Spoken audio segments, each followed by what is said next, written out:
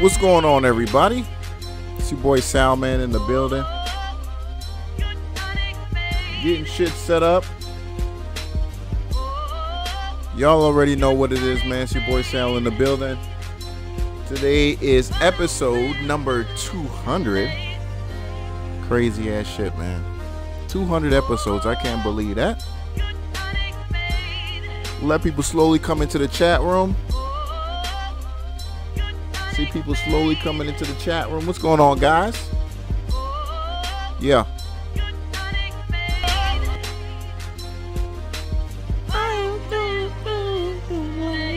I don't even know what the hell she's saying in that part, but I really love that part of the song.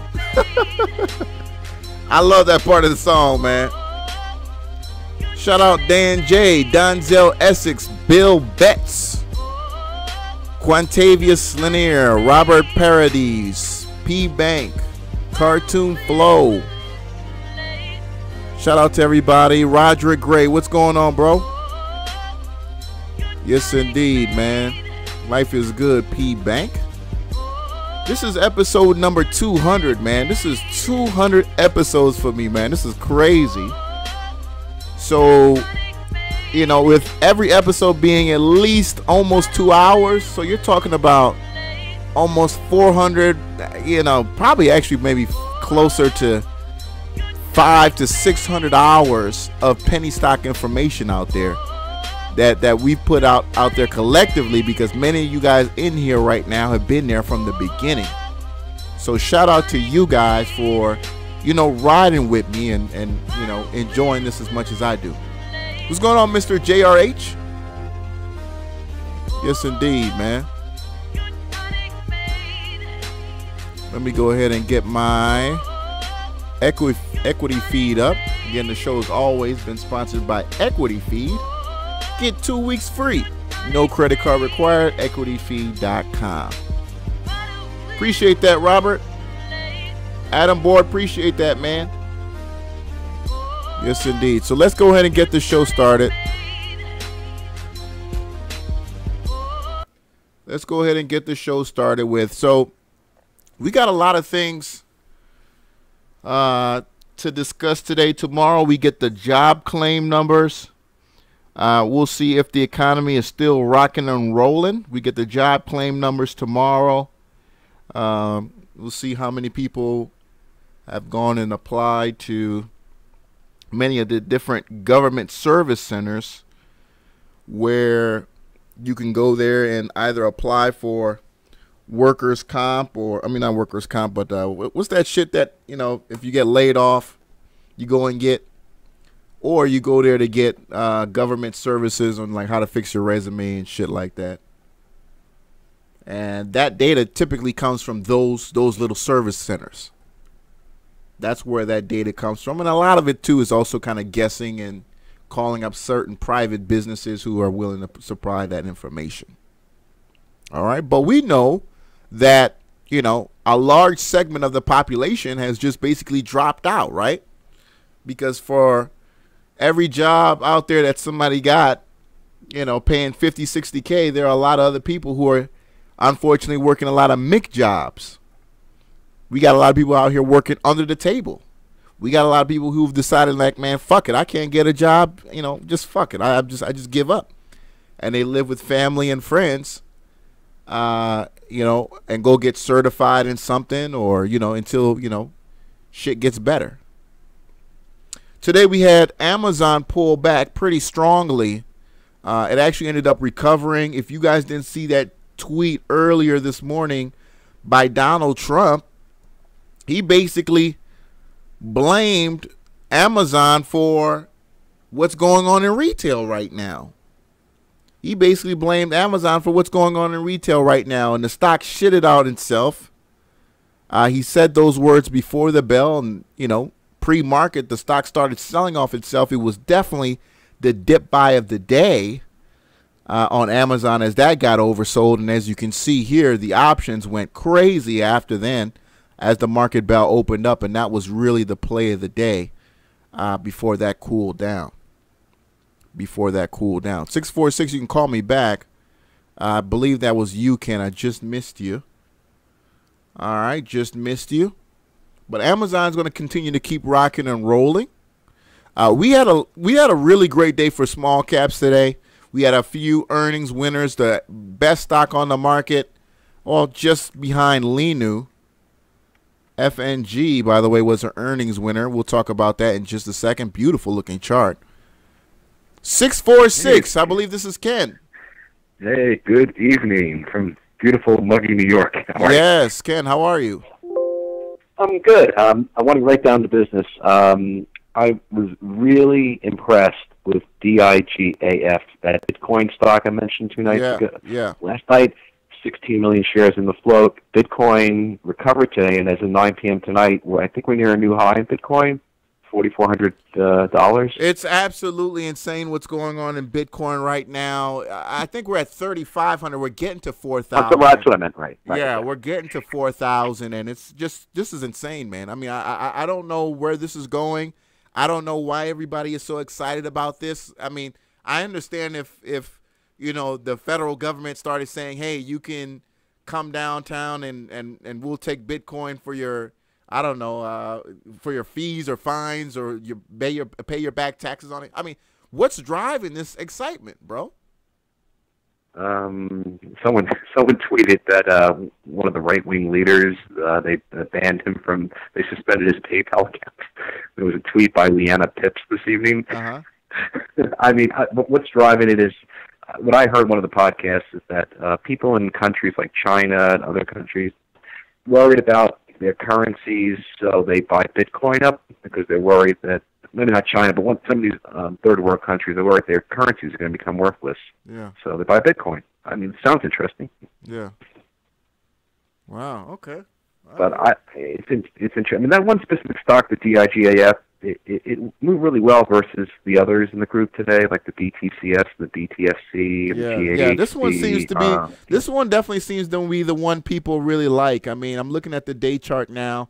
Very aggressive last couple of days. You had a pullback yesterday, but, I mean, right, the dip buyers came in, showed love back over the 50, actually, excuse me, the 200, and doing very, very well. Yeah, we'll see. It's a really small float, so it can move. The other area, the OMVS, the robot company, it had a nice move. It gapped to 26.8 early in the morning, came back down to 22, but it closed at 24.5 today, up another 8%. It was up 25% yesterday. And again, we're waiting on this merger news that's been rescheduled to happen between now and August 31st. And when that news is announced, then I believe contracts will start being announced from the new company. Okay. It's risky because when you deal with them, we don't know the terms of this merger. It is a gamble here.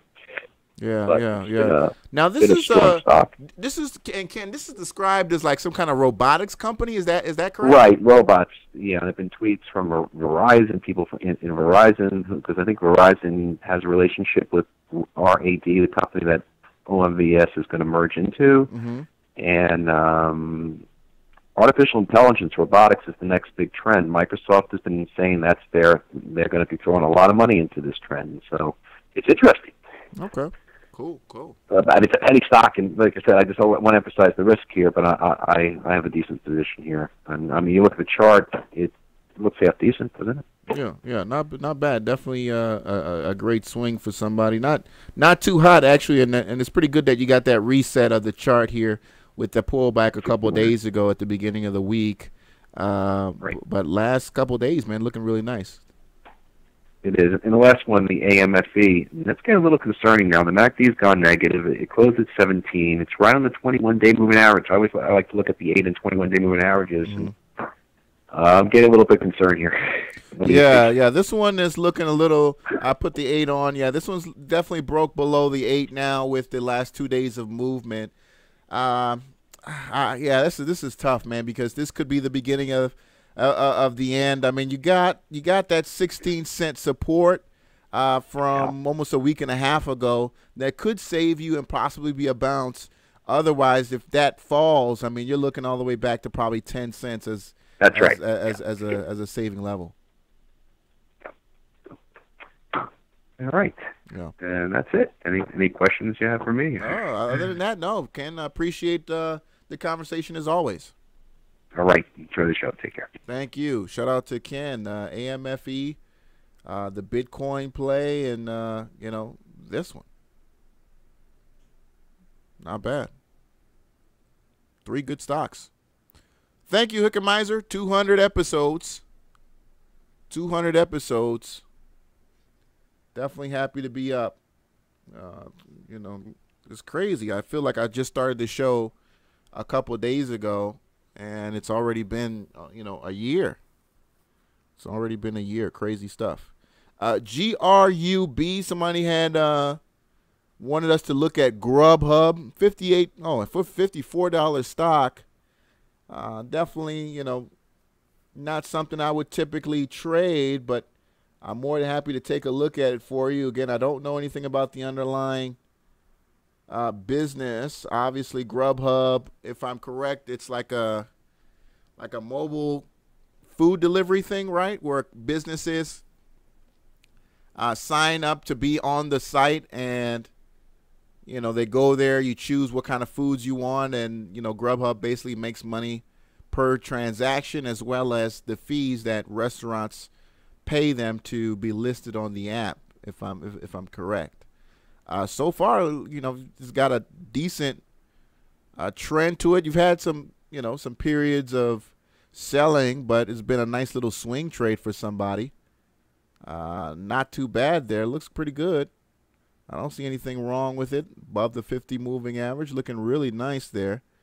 So Grubhub, you know, I don't like that. I don't like that PE. I think that PE is pretty high, but I understand it is a tech company, so people tend to give it a little bit more weight when it comes to, you know, those PE ratios. They kind of let those go a little wild there, but not bad. I'm surprised. I thought the volume would be a little higher.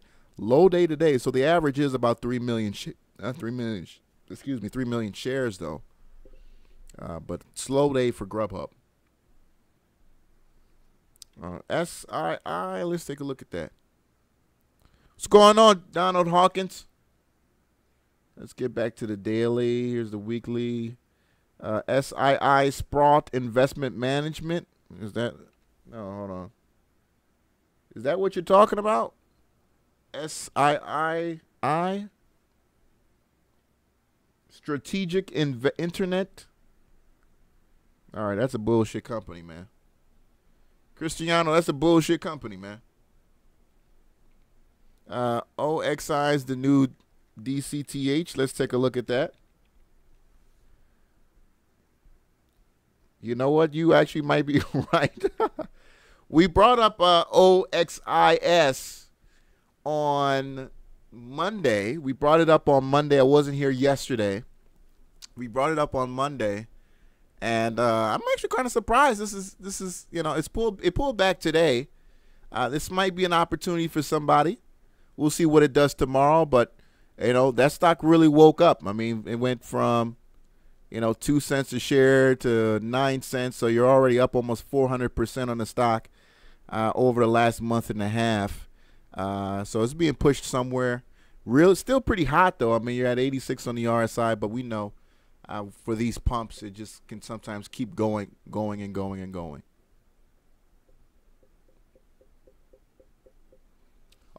Oh, Cristiano, I get what you're saying, bro. I get what you're saying. Definitely get what you're saying.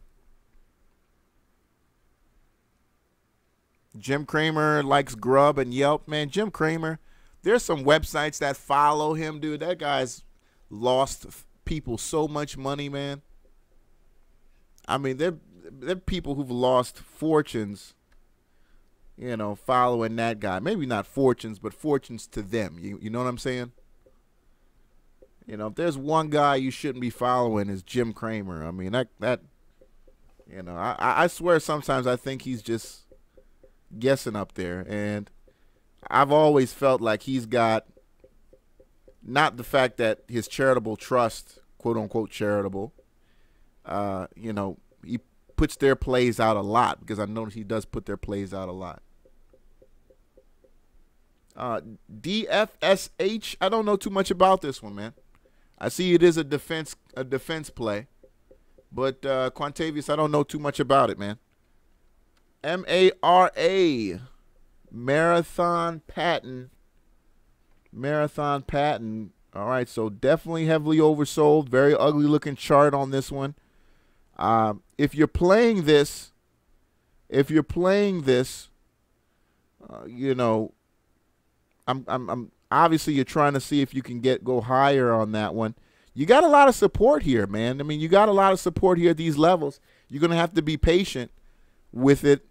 I see earnings are either coming up or they were just released. Either coming up or they were just released. So, I mean, you know, we'll see what it can go on that one. Jim Cramer spoke about their release, very bullish on Yep. Well, he was bullish on Snap too. Look at that. You know, at the end of the day, just like everything, man, you got to do your own quote unquote DD. And I know that's very repetitive to hear, but AGTK up 44%, 29 million shares traded today in AGTK. Obvious pump that's going on with that stock. Obvious pump that's going on with that stock. Don't know too much about that one either, but huge volume. Look at that huge volume that came into that stock today. No real special. I do see some. All right, so they're definitely putting out a lot of news over the last couple of days. Something about a cultivation facility in Puerto Rico. All right, marijuana play. Okay. All right, marijuana play. Marijuana play. GBSN. Is that still an OTC side? If you guys remember GBSN from a long time ago, GBSN used to be a NASDAQ play. But GBSN, you know, it's you know, its good days are long gone, man.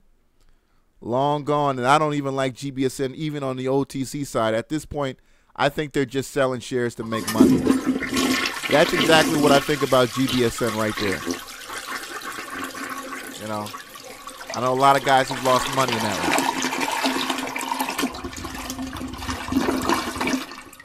one. Yeah. I remember when I first used that sound effect, somebody actually thought I was taking a shit. And the guy was all in the chat room like, oh my God, dude, did you just like take a shit? Oh my God, he really just took a shit. Like, no, dude, it's just a sound effect, man. DGLT, somebody saying big pump. DGLT. Let's take a look at it. DGLT.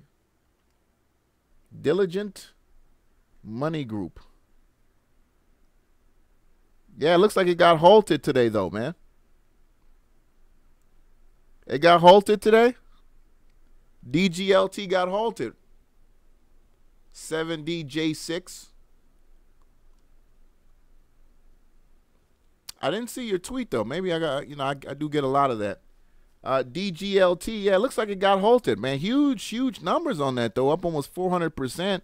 16 million shares traded of a stock that opened up the day at almost 40 cents a share. Actually, no, 21 cents a share, excuse me. At almost 21 cents a share, put up 16 million shares. That's a lot of money being put into that play. Digility Money Group. Looks like another bullshit play, but that thing woke up today. It's a NASDAQ stock. And shout out for that stock to getting back over $1. So now that it's ended the day over $1, that's really, really interesting for that stock. Is this a NASDAQ stock? I've never heard of this play. I do see it here listed as a NASDAQ play. Yeah, I am not familiar with this one. Huge pump.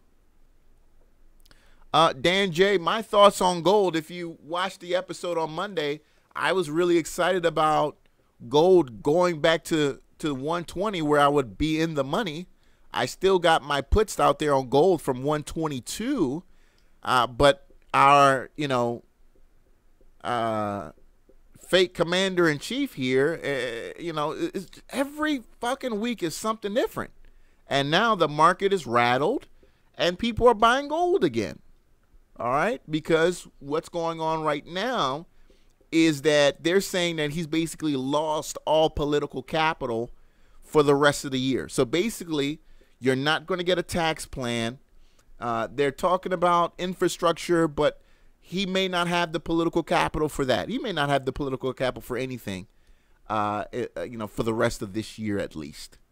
For the rest of this year at least. So that means now we're just basically running on steam, and you should see gold continue to possibly break out and go higher. So I don't know. Tomorrow's a big day for me because I got to decide whether or not I'm going to sell my calls, or rather cover my calls, cover my puts, excuse me, because right now I'm eating profits. I'm eating profits. I don't have any comment on oil right now. I have no idea where oil is going.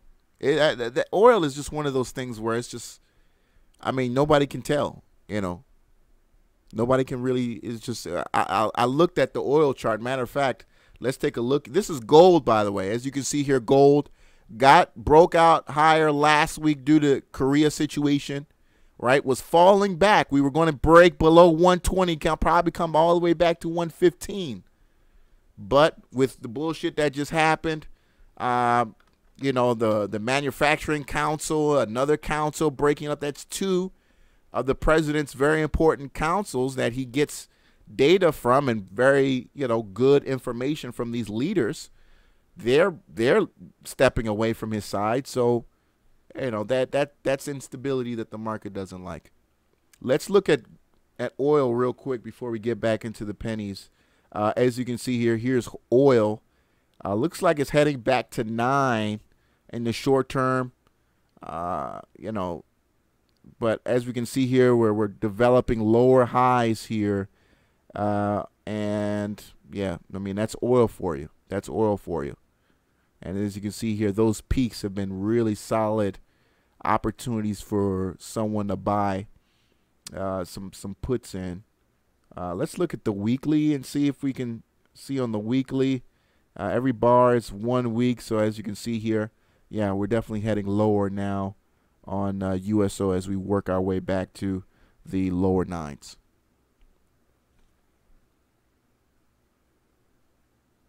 All right.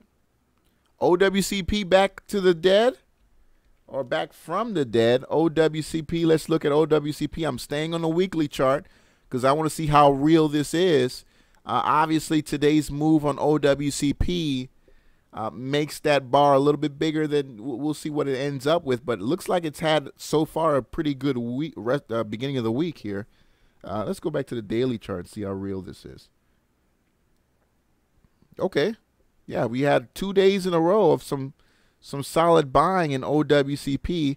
If you guys remember, this was a stock that literally went from 000 all the way to $3. That's why these pumps, man, you just never know sometimes.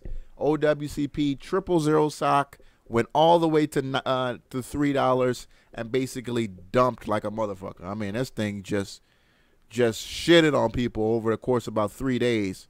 You ended up losing well over maybe 250% from that high, and it never recovered after that. But last 2 days, you've had some interesting buying on that.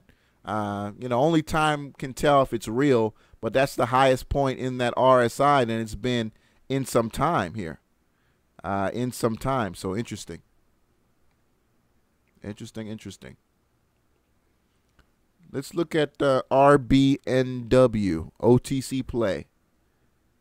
RBNW, renewable energy, pulled this up on Monday, had a crazy day yesterday, but looks like game might be over with that, or it could just be the beginning of something. All right, it could be just the beginning of something. Nice 2 days in RBNW, but the dump pretty ugly today, down 26%. But we'll see if, that holds through, or that's just a reset of the chart. What's going on, Hell Yunky?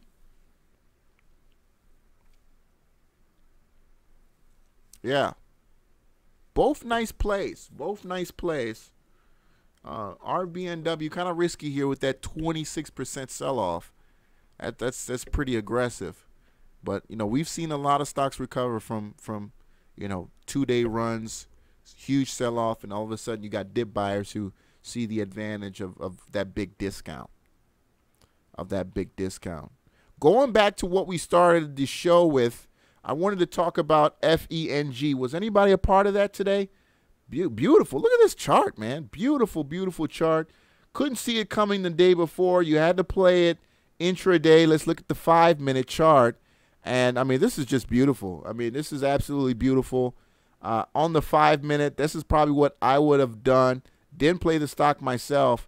But as you can see here, 2 beautiful bars to start off the morning, the pullback, then the breakout, and you just go and buy a small position, and then you add as the chart continues to confirm that bullish momentum. So beautiful, beautiful signal here on these 2 candlesticks, the pullback, confirmation of a breakout, and then that's where you take a position and then add as the chart continues to prove itself. Now, so that's just a beautiful play there. Beautiful play. Oh, absolutely. I mean, you're sitting in a nice return, up just 20 cents a share, not even an hour later. You're up 20 cents a share, so a decent size added into that play could have netted a nice return. The stock was up 37% for the day, closing on the high, closing on that beautiful Marubatsu candlestick here on that 5-minute chart. Nice play. Yeah, that was an earnings winner. What's going on, Kenneth Rosenberg? CBIS. Let's look at CBIS. Another stock that had a really good intraday. The volume kind of came in later. I mean, you really can't see plays like this unless you got your scanner out and you're really digging. This is kind of frustrating when you pull up charts like this because, during the day you're scanning, you're looking for opportunities if you're a day trader. And, this runs at 2 o'clock when you're honestly kind of winding down and, thinking about what you did right or what you did wrong, or at the beginning of the day. So you see the volume come in later. 25 million shares traded. So a lot of money came into the play, but, it came in very, very late. Yeah. Let's look at that PFWI. It's called Petron Worldwide. 16 million shares traded, almost 8 times its daily average. Ugly looking chart though, bro. I mean, OTC stock looks like it's definitely in play right now, but by all means, let's go back to the daily chart because here we do see a lot of gaps during the day here. Back to the daily, as you can see here, it's working its way up. Again, stock that didn't really have much favor, as you can see here, pretty much dead on the volume until we get into the last couple days here where you're starting to see some really aggressive loading into the stock. Also seeing that RSI move higher at 51 now. Keep your eye on this one now. This is just at triple or double 58, up 41% today. So moving pretty well. 16 million shares, 41%. So you definitely got, quite a bit of float out there. I mean, 16 million and it only moved 41%. That means that float's pretty big. So just be careful with that one. Yeah, find out what the dollar amount of that move is. You're going to have to do some math or go look up on Yahoo Finance. But that looks like it took quite a bit of money to move 41%. Good day nonetheless, though. Good day nonetheless. Pot stocks waking up. Jeff Sessions about to be fired. No, man. I think this what happened. As I said on Monday, what happened this past weekend was the best thing that could have happened to Jeff Sessions. The last thing that they're going to do now is shake up that department after what happened. I think he bought himself another 90 days. If this past weekend hadn't happened, I think Jeff Sessions could possibly would have been done by the end of this week. Just the way the conversations were going, he would have been done probably by the end of this week. But with what happened, you know, it is what it is. TMXN up 91%. 32 million shares traded. Yeah, nice last couple of days in that stock. What is that? OTC as well. So we got a lot of pumps going on right now, huh? We got a lot of pumps going on right now. Up 91%. Looks like somebody's making some good money. Stock's up 300% over the last couple of days. What's going on, Nidro Bams? Whatever the hell your name is. Contrarian Thinker. What's up, bro? Yeah, we had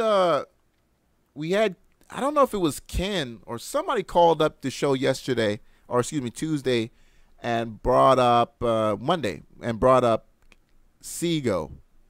I can't remember who that was, but man. I mean, this is crazy. This is crazy. When we last looked at the stock, it was fighting $1. We understand $1 is a huge, you know, mental resistance point for a lot of stocks, you know, especially stocks that haven't been there or haven't been there in a very long time. I mean, this is a stock that was pretty much illiquid when it last was above $1. And as you saw, there was some hesitation at that level as it tried to break through it. And the last 2 days, I mean, it's been a monster, up 33%, but 35 cents for the day, and decent volume too. You're really hot on the RSI, above 80 over the last several trading days, almost last several trading week. You've been above 80 on the RSI, so OTC stocks. So this can fall apart any time here, but you know, it's been doing so far so good. So far so good. Very impressed with that one.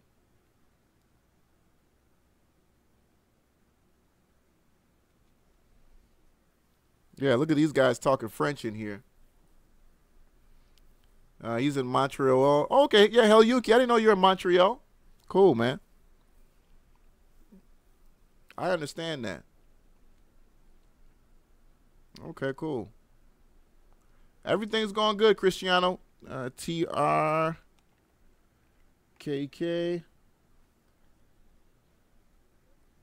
TRKK. You know, this is the company that has basically like GPS systems that, from last time I read, what they were doing is that they were selling them to companies that do with truckers. See, a lot of people in the trucking business, you know, they can get kind of funny with their miles. So they sell a product that I guess helps truckers or helps trucking companies make sure that, you know, the guys are on the road doing their thing. And many companies already kind of have systems like that. But many years ago, there, you know, when a company sent a trucker out, they just, all they could do is just expect the trucker to make a phone call at certain locations to kind of dictate where they were. You didn't have any kind of real GPS live system. So they have some kind of trucking app that, you know, helps with supply chain management and movement of the vehicles and operations management of the vehicles. Yeah. Yeah, Seago's been a beast, man.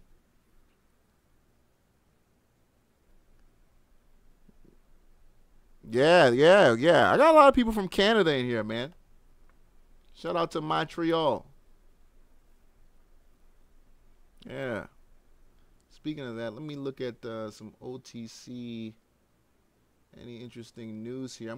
I'm bringing back that series that I had where we'd bring up some new companies that just got live on OTC, and I'll show you guys the video and all that.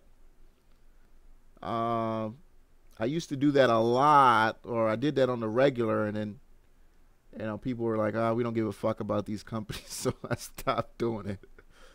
I kind of stopped doing it. Vapor Group put out their financials today, VPOR. VPOR, you know, a lot of people, you know, this is one of those OTC plays that when it does come back, it can be a beast again. It can definitely be a beast again, but that time hasn't came just yet. But for those of you guys who remember, I had a really really good beginning of the year, but it just hasn't been what it used to be. On Vapor Group, VPOR is the ticker on that one. Let me see here. But other than that, I don't see anything too interesting. Yeah, I don't see anything else too interesting. Next Generation Family Farming. BVTK, let's take a look. BVTK,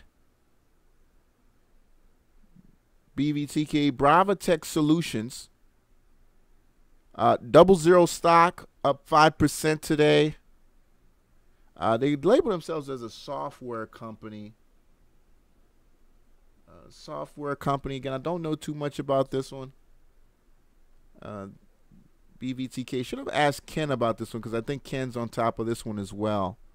00 stock, as I said. Nice day, but you had been selling off from the beginning of the week here.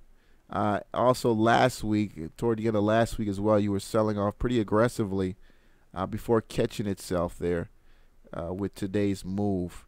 118 million shares traded today. The float on that has got to be absolutely ridiculous. So, be careful on that, because if, a couple hundred traders give up or decide just to take their money somewhere else, this is coming down hard. This is going to come down hard. I mean, this is going to really shit if you have, a couple people or, a couple dozen people who say, fuck it, I'm out. Especially if they got some pretty big pockets, Yeah, this is coming down. Oh, shit. AZFL. AZFL, that's another one that had a really good beginning of the year. Marijuana stock doing so far pretty good over the last couple of days here, as we see on the daily chart. Nice couple of days here from 0004, now 00012 or 0012. So nice, good return here for somebody who was patient enough to see this back in July. You've had a solid return here. At $100, $150 is a decent return right now for you already. Yeah, DCTH, Africa Emporium has been talking about that the letters went out. Here's the thing. If you don't do the reverse split, if you don't vote for the reverse split, it's getting delisted. So I have no doubt in my mind you're going to end up, getting the reverse split so this stock stays trading on the NASDAQ. One, because I think the people involved in the company have way more voting power and percentage of ownership in free shares, for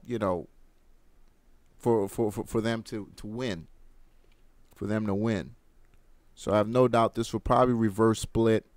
If you got a position in it, I'll probably be looking to get out so you don't get your situation cut. 7 billion share float on BVTK. I mean, well, there you go. And as I just said, when you get a couple hundred people or a couple dozen people, who decide, hey, fuck it, I don't want to be a part of that shit anymore. That's going to really destroy that stock. Let me see if this is Cannabis. Xerox Holdings. Let me see if I can pull up, because I see if I might be able to play this video, or at least download it and show it to you guys.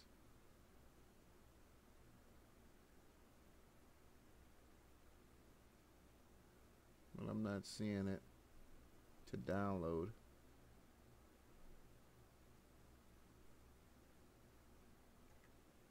One second, guys.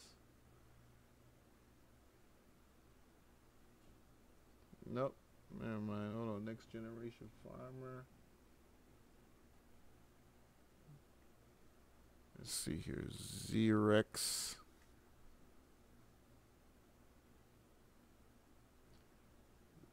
All right. ZERZ.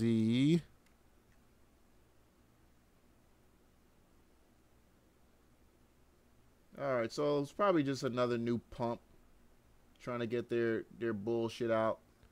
Anyway, the company is ZRZH.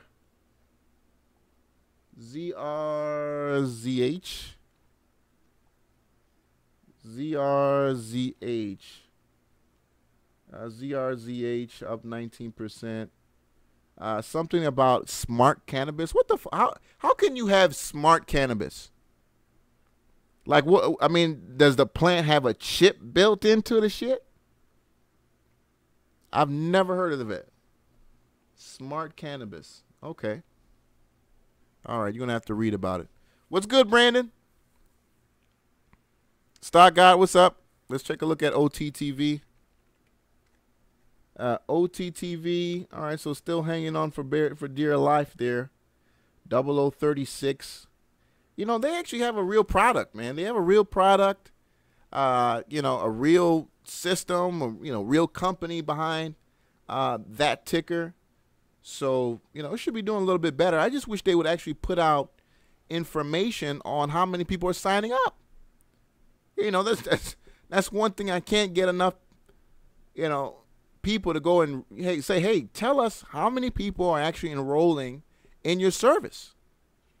Because they very well do offer the same thing that you're getting on, you know, Netflix to a certain extent, or your Hulus and whatnot. They got premium channels now. You know, they got the CNBCs and the MTVs and all that crap. And by the way, the streaming is beautiful. Like the quality is just, it's gorgeous on OTTV. If you download the app, the quality is insane.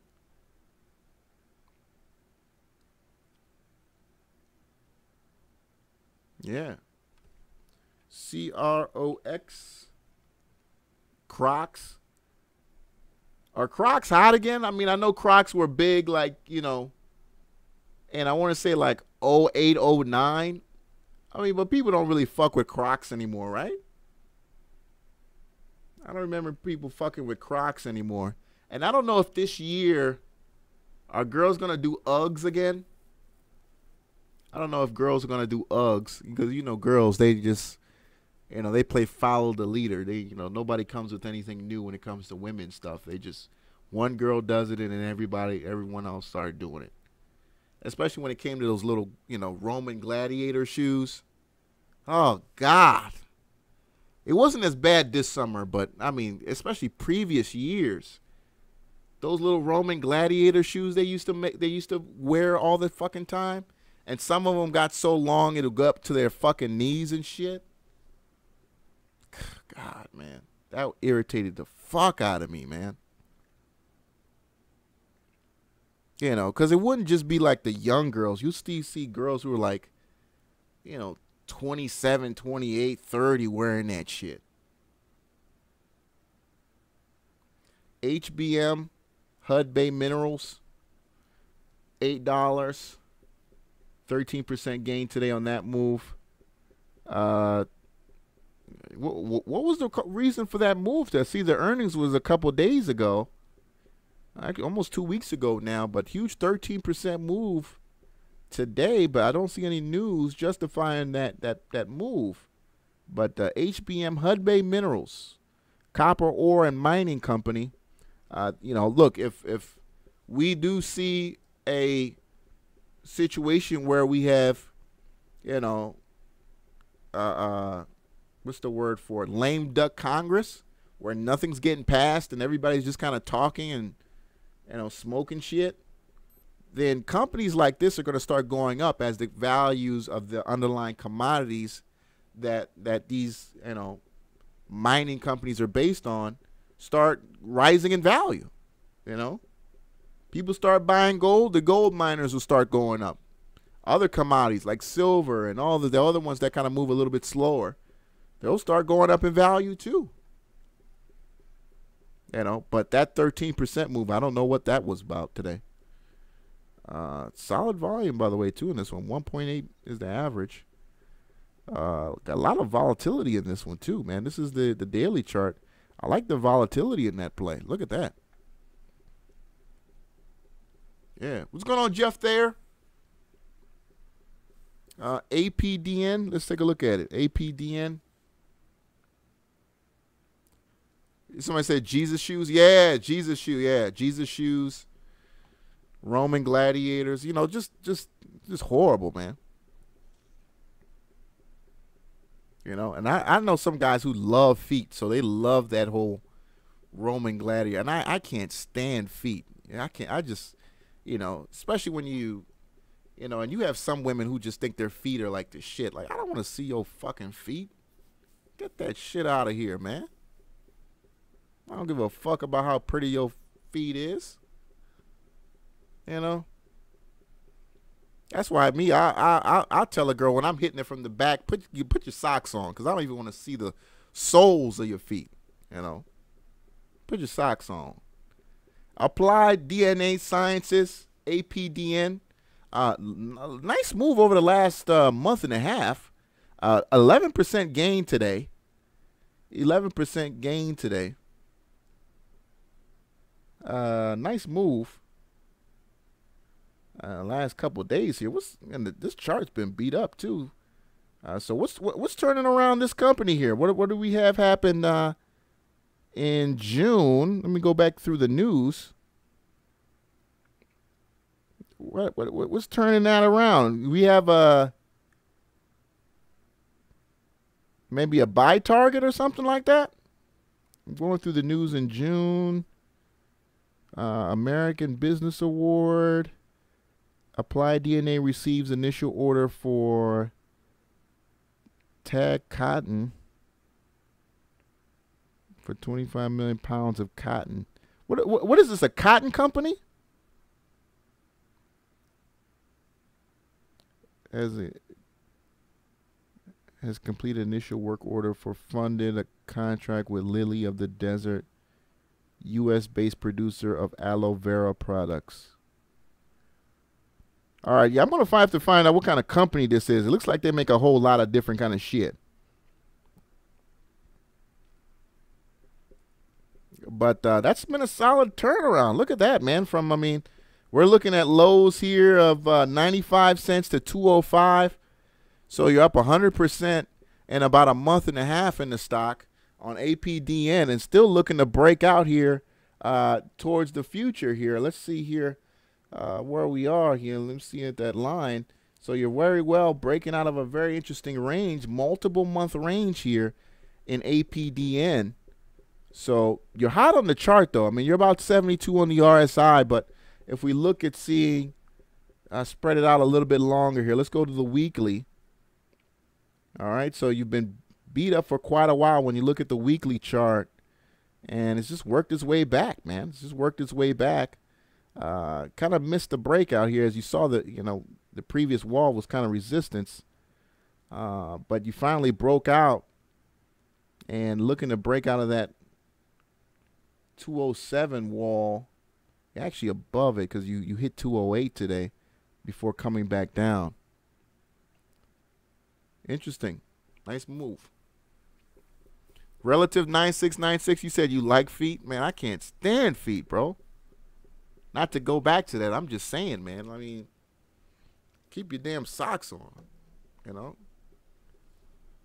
I love a woman in heels. You know, let me see how you look in heels and stuff like that. But, you know, when these girls on Instagram just start taking pictures of their toes and shit like that, or when they're like jiggling their feet and all that, ain't nobody want to try to see that shit. You know? And there's actual feet porn. I didn't even know you can see feet porn. You know, we got guys out there blowing their loads on toes and you know, this is pretty disturbing shit, man. A lot of guys out here into some weird ass shit. IDXG. Let's look at the weekly. As you can see here, everything's changed this week in IDXG, where that huge candlestick is that representing this week. Let's go back to the daily chart, and here is it on the daily chart. You know, you want to talk about making up the gap. Let's talk about making up the gap, bro. I mean, you want to talk about making up the gap. You know, the gap has been made up in IDXG. I heard, what's his name wanted to short this. I had him on my show. He was talking, I think he put out like a tweet like, yeah, I'm looking for shorts. I'm like, dude, they're squeezing the shit out of people. Oh, gosh, who is that guy? Man, I don't know if I'm going to be able to, because usually I can just pull them up. I can't remember. It's too many episodes back.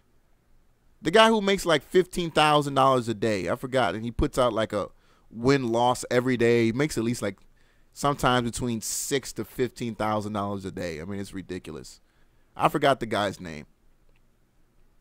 But he's looking for shorts on that. 919, you're on the air. What's up? Yeah, IDXG style. IDXG is dangerous to short right now. Yeah, I think it's very, very dangerous to short. But I've been seeing that conversation about people who want to, you know, try to grab some shorts of this. I mean, it's not the best company in the world. I do see what's the price to book? I think the price to book is like 29 cents or some crap like that. So, yes, there's some fundamental things wrong with the company per se, but right now people are loving it. Is it an earnings winner? I am not sure about that. Yeah, I think that could be why it ran at that high, but I do see here people loving it right now with the last couple of days. And Bats, have you been in the stock, or are you just kind of watching right now? IDXG, no. I'm following a few others. I've got 3 NASDAQs for you. Surprise, surprise, I'm actually talking about NASDAQs. Cool. And, sorry? Yeah, no, go ahead. Oh, what you got? Cool. Okay, so 3 NASDAQs and 3 OTCs. Okay. The first one, I hate trading this one, but the chart, you know, these days I'm trading using the Ichimoku cloud. The first one is Mankind. Okay. MNKD. Yep, know that ticker by heart. MNKD. Nice day today. Yeah, not too bad. So essentially what I'm looking at, just to keep it short and simple for everyone, if you bring up the Ichimoku cloud in your studies or in your settings, I'm looking for price breakouts through the cloud. So we have a green cloud, which is bullish. But I'm also looking 26 days into the past. So basically, they have a lagging indicator called Chiku span, and this is 26 days wherever the price closes at currently. They move 26 days, essentially 26 days, or the average of 26 days back. So that lagging indicator today is just touching the cloud. Essentially what you want is the lagging indicator as well as today's current price to break the cloud. So today's price broke the cloud, but the lagging indicator just has to get to, I think, 145. So we're about 2 cents short of a double cloud breakout. And apparently this is supposed to be extremely bullish when you have the lagging 26-day price, which basically follows the current price, as well as today's price. If they both break the cloud, that's a very bullish signal. But the lagging indicator, as long as it's above the price 26 days before. So if you look at 26 days before, I think it closed at $1.18, and the lagging indicator is at $1.43. So as long as it breaks the price for that day, that's also a bullish signal. So anyway, that's it in a nutshell today's current price breaks out of the cloud, it's a green cloud, which means it's bullish. And then the 26-day lagging price, which mirrors this price of 143, is just 2 cents, 2 cents below breaking. I think it's the red cloud of 26 days ago. So as much as I hate mankind, I just have to go with the chart and be technical and not be, be objective about it and not be subjective. Yeah. The next one I have for you is BONT, and I know we've talked about it a lot in past shows. So this one, like mankind, the current price broke the clouds today, although it looks like a spinning top. So I would say there's indecision there. The lagging price is right on the edge of the cloud, pretty much at about 70 cents. So if tomorrow's a positive day, we have the double cloud breakout on the current price as well as the 26-day lagging price. So just keep a watch on BONT. The next one I have for you, which is the third NASDAQ, is JRJC. Now, JRJC is different in that today's current price broke the cloud, although the lagging indicator has broken way above the price of 26 days ago. It's still under the cloud. But I think if this pattern continues, because today was pretty much, if you look at it, it was almost like a bull flag or bull pennant type of breakout. If you look at today's breakout, and the main breakout point being about $1.77, it broke through the entire cloud and has now closed above the cloud. So that's extremely bullish on my part, and I think that overwhelms the need to use the lagging indicator to break through the cloud as well, in a nutshell. Okay, so those are the NASDAQs. My OTC plays are BIEI. BIEI. This one, okay. Yes, BIEI. This one has had a good 2-day run. You see the 2 green candlesticks on the daily chart, typically called bullish 2 white soldiers formation. The one that people are familiar with is the 3 white soldiers formation. So if tomorrow's a green day, you would call those 3, those 3 candlesticks formations 3 white soldiers, and that's a bullish. It's a bullish candlestick formation, in other words. So in this case, we also saw pretty much close to the breach of a green cloud, but it's a skinny, small green cloud, which means that there's going to be very little resistance offered by that price. Okay. So that's looking good. My little one's crying. No, that's fine. That's fine. You're doing daddy daycare. That's cool. So that's BIEI. Keep a close watch on that one. My second OTC is AGTK. AGTK. And this one was extremely bullish today. Yeah. This one was, I'd love to say that it will continue going up. We've seen these type of OTCs continue to go up, but this one was up 44% today. Yeah. And we saw it break the cloud. So it closed at 0186. It broke the cloud at 0147. In addition to that, it broke the lagging indicator, or the lagging price broke the cloud at about 0176. So we're about, a few ticks above that in today's close, and it closed as a Marubatsu signal, which is also good.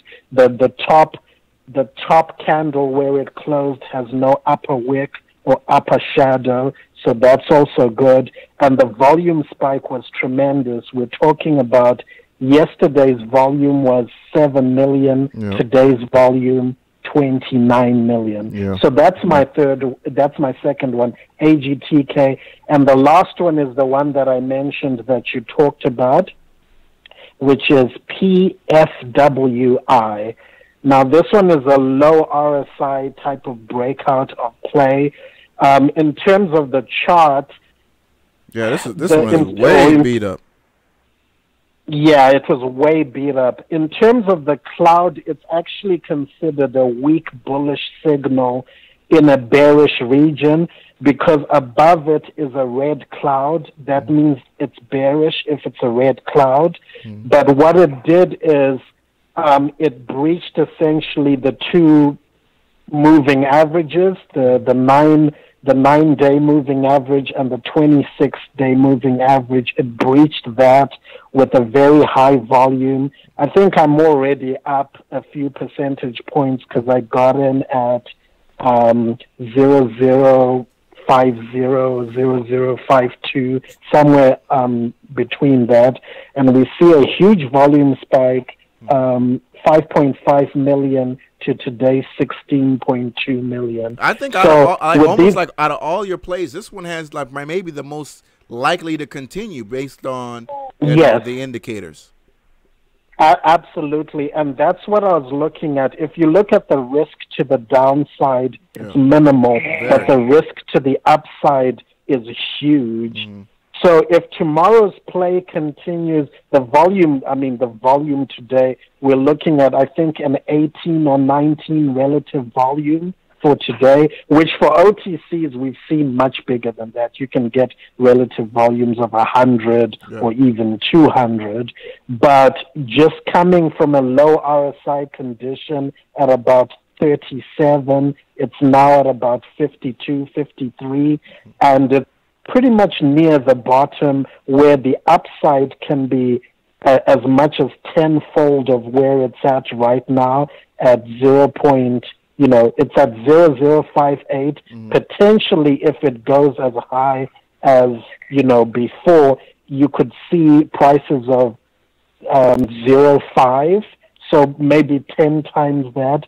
But let's not get ahead of ourselves because the first thing that needs to do is actually touch that lower candle at 0143. Right now it's at 0058. It's got to go to 0143, and it's got to be able to clear that cloud, and the top of that cloud is 0366. So even if it gets to just the bottom of the cloud, you're looking at almost close to, 60 to 80% gain. And I typically don't wait for gains like that. I'm typically even 10% is good, 20%, 30%, because in the end, like I said, in previous shows, you want to be able to do this repeatedly every day, consistently. And that's what I have for you guys, the 3 NASDAQs and the 3 OTCs. There it is, man. Bats, as always, thank you so much.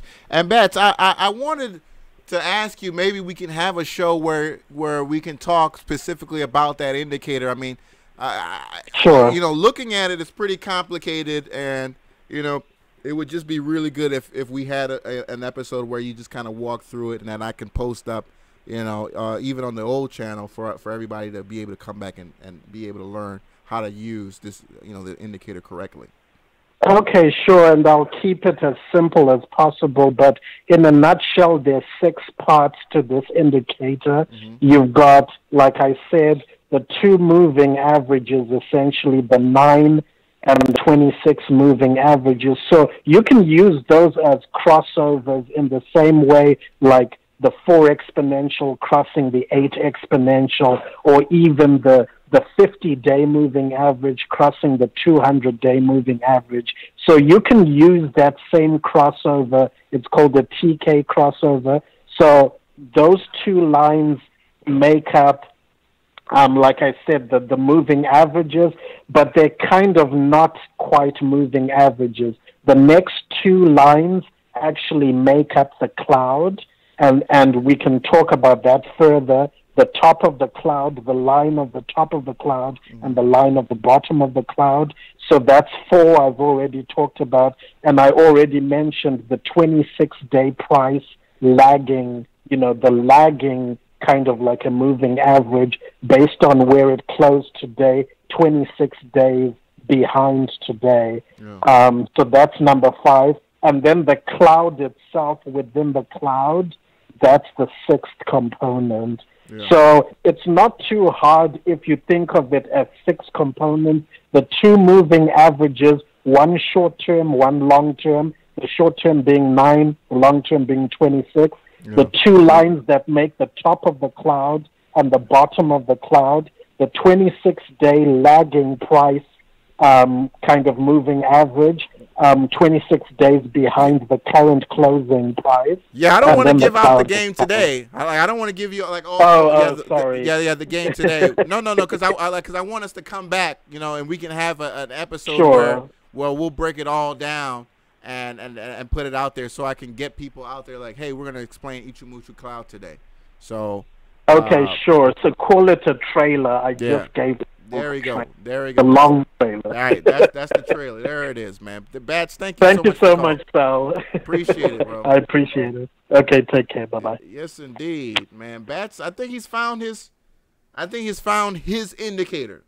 You guys know Bats is an actual scientist. I mean, this guy's a real scientist. I mean, works in like a lab and all of that stuff.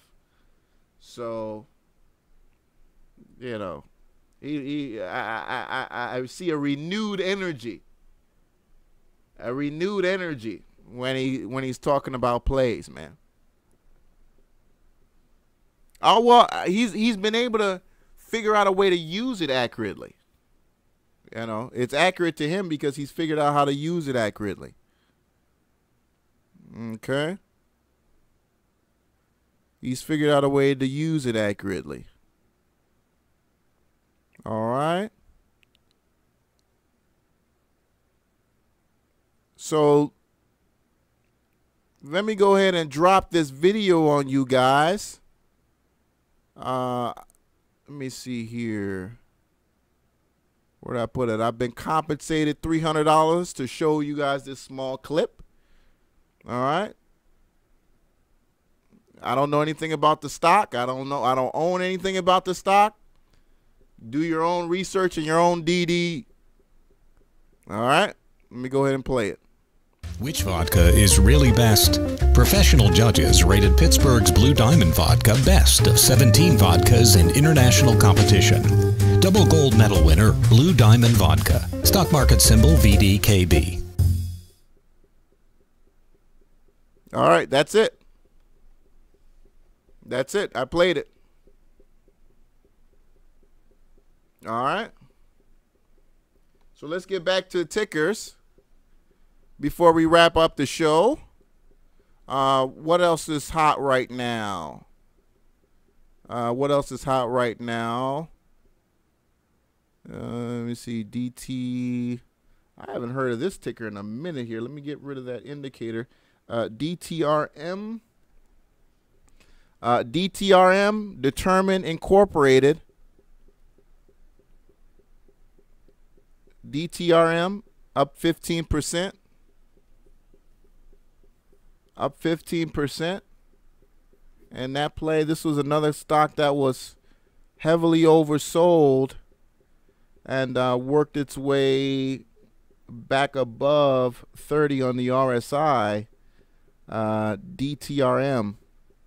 And I don't know why that ticker has me confused, because every time I think of DTRM, I always think of ETRM. Do you guys remember that ticker, ETRM?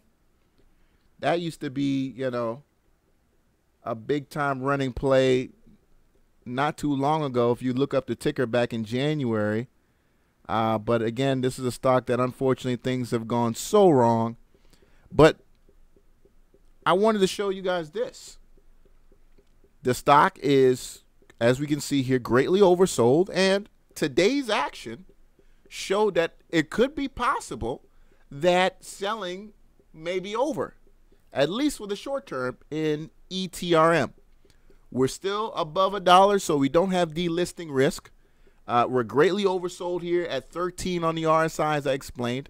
So could be a possible good swing trade for somebody. Wanted to put it down, write it down, look at it, do your research. It might be something you might want to look at as a possible play just for the technicals. Maybe swing it back to 220, 215 or so.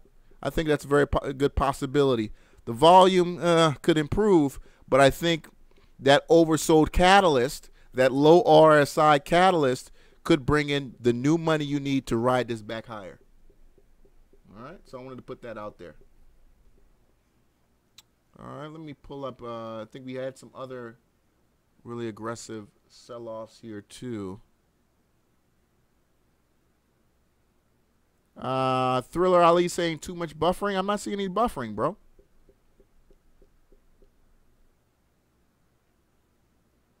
Yeah. The RSI is on the floor. Just as Stock God said, that RSI is on the floor. Let me pull up FinViz. FinViz is always a good way to pull up these kind of low RSI plays. They do a really good job of pulling that. Go to the technical screen. Oversold. I usually put oversold 20 because anything, typically you're not going to get too much below 10. I do see a couple RSI 10s though. BW, we brought this up on Monday on BW, but this one is continuing to sell off here, 245. So you know, look, just because it's low, it doesn't mean it's going to necessarily pop right back up. As you can see, we looked at this stock on Monday, and this has gone lower. So now we're at 7 on the RSI, and you know, another almost double-digit day of red in this stock, bigger than it was yesterday, as you can see here by the candlestick. So who knows what this is going to, you know, when this is going to finally pop back up higher here. Will it eventually? Yes, because it almost kind of has to, you know, by reason of technicals. But we'll see. 2.9 million shares traded today. This is going to pop up eventually. I mean, you know, somebody's got to run out of shares here. You know what I mean? Somebody's got to run out of shares to sell. And, you know, eventually the buyers are going to take over. But, you know, it is what it is. I guess somebody's still got a pretty large position to unload. All right? Because that's where you get the pop higher. You know, the selling just gets overwhelmed. It gets dried out. And then you get the big pop higher from, you know, those single-digit RSI lows.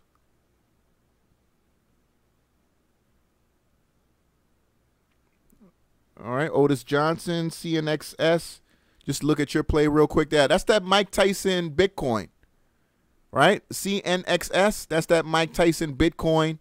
There are better Bitcoin plays out there, but obviously we know what's going on in Bitcoin to see the increased volume coming into that play. But as we said, they're better. They're much better, you know, Bitcoin plays out there. All right, this has got an insane float. As you can see here, 119 million shares traded today, and nothing at all, you know, on that price. No movement, even with the 119 million shares traded. So that float is pretty big when you're talking about CNXS. All right, pull up, again, let's look at some low RSI plays here. And seeing some pretty interesting. Now this is another one too. Although it's gold, and I can see gold working its way higher over the next week and a half, especially if we continue to see, you know, instability out of our government. You know, this one heavily oversold, 19 on the RSI, but the float here too as well isn't the best. I think this is a stock that's got, I want to say maybe 100 million on the float. So you'd like to see that be a lot smaller, especially for something going this cheap. I think they did do a reverse split. I can see here back in May. So my information may be old, and you might want to go back and do some research and see whether or not the float, what it looks like now. Volume isn't the greatest as well. But, again, if we do see a rise in gold prices, this is a gold stock. This could finally, you know, work its way back up. And it can do it when things, you know, start to turn around. but again, things haven't turned around just yet in gold. Let me see here. This one looks to be selling. Looking for something with a good amount of volume. Nice and cheap with a good amount of volume. Let's take a look at BIOA. BIOA, 49-cent stock. I like this stock. It's a New York Stock Exchange company. And here's the thing. It's dropped below $1, but it's not at D-list risk because we just really got below $1. How long ago? We got below $1 on 8/7. So it's only been under $1 for about a week and a half. And we're finding some stability here over the last couple of days in NY and BIOA, this NYSE stock. So very low on the RSI, decent amount of volume traded every day on this one. About 1.1 is the average. 1.3 million traded today. I don't care what they do. They list themselves as a specialty chemical company. But with the last couple of days, again, nice small candlestick here today. So hopefully that selling might be how we could be working our way higher on BIOA. Just put that out there, something to write down. Those of you guys who have Robinhood, you can play this. You can play this if you got Robinhood. Only 48 cents a share. Stock only lost a penny today, which was the smallest amount over the last 4 days. So we'll see if that could be turning around. Stock God, yeah, absolutely right. Absolutely right. No news, no nothing needs to really move these higher. This is going to just be a situation where the selling is died out. When the selling just dies out, and these will go flying. They will just go flying, and you'll find yourself easily with 10, 12, maybe 15% gains, over 1 day. Especially if you get in, at the right time. You get in at the right time. Let's see here what other plays I'm looking at. DDD 148.12. Let's look at the volume here again. Just making sure we get ones with decent volume that move pretty well. We looked at BW. Other than that, I don't see, what's that? DEPO, Depo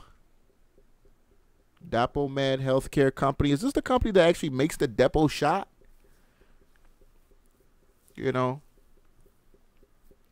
If you one of them, if you consider yourself a man who is into women, you definitely know what Depo means and what that is, or the Depo shot. So I'm not sure if this, they got the ticker Depo, so I don't know if they're involved in that business or not. But the stock sold off pretty aggressively here on earnings. Looks like it was an earnings loser. Last several days, you actually got some decent support here. 17 on the RSI, $6 stock, so I know it's not the cheapest in the world, but you got decent volume here too. Again, another straight technical situation where you can get a pop out. We just pulled up a ticker not too long ago, showing a stock that can, get back to covering those gaps, right? Because we know very well it can happen. You'll probably get some resistance here, but it can very well happen where you have a stock make up the gap. Obviously, that would probably need a catalyst, but you're not going to need a catalyst getting out of this low RSI. It could be a nice move, 30, 40 cents. I mean, I'm looking even at the middle of the bar here, 702. All right, let's just see. And again, I'm going to mark that just for myself and see if we ever break above that line. And let's just put $7 on that. Let me just put $7 on that. And you could find yourself right here from where you are now, almost 70 cents from where it is now, 613. So not bad, 70, 75 cents. Not bad here on Depo, DEPO. All right. Yeah, Kona Group. Okay, Kona Group. I remember Kona. Kona's the food and restaurants, right? Yeah, Kona Grill. There we go. Kona Grill. That was a situation where the stock got oversold. Yeah, beautiful oversold. It was an earnings loser. And, you know, just as Stock God said, you know, these stocks don't need any catalyst. The stock hasn't really put out any, you know, buying news or buying, you know, news worth buying the stock. I do see here they released an article yesterday saying that they opened their first international franchise in Mexico. So actually their first international franchise, but the first one is in Mexico. All right, so not too far from the States. The company is based out of Arizona, so not too far from headquarters to begin with. But again, that happened yesterday. As you can see here, the turnaround started well over a week and a half ago, August the 7th. And here's another situation where, you know, you had a stock that was 17 on the RSI. You had opportunity to get in. As you see here, buyers were back in. Selling was dried out. And that's your entry right here. I mean, that's where you're willing to take a risk. And you had the confirmation the very next day, and it was off to the races. Now, nice move here from 155. Now you're at 255. $1 a share over a week and a half. That's a solid return. Solid return. Nice play.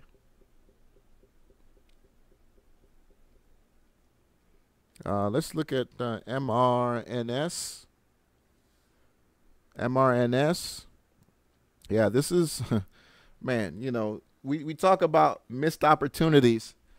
This is one I was second guessing on. As you can see, I've already marked the chart. I was looking at this not too long ago, and it's breaking out. It's broken out.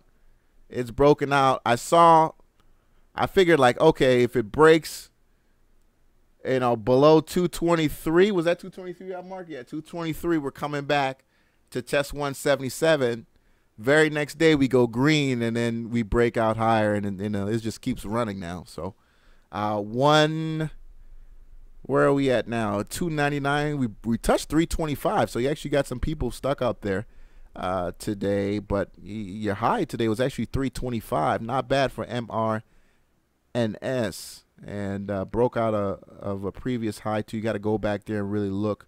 But this was an interesting resistance level for this stock, and to see it break above that and now go shooting up, nice play, nice play. But I do see when this ends, and that long wick today is very indicative of possible, you know, time to sell. And I would definitely be selling if I was in this stock with what I saw today on that wick. That's pretty large. So you probably see some selling tomorrow in MRNS. And then, you know, we talk about how resistance turns into support. So I can definitely see if we do have this situation where the stock starts selling off, that 223 become a support for the stock. So we literally go this way and then bounce off and possibly retest, but maybe not. Maybe break low and then come back and have a second level support. We'll see. Yeah.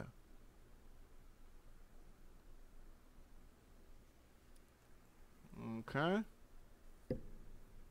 Let's see, somebody in the chat room talking about booty. Linnea Williams. NTEC, NTEC. NTEC. Biotech play. NASDAQ, Interpharma, Jerusalem. Obviously looks like this company is based out of Israel. They have Jerusalem in their name.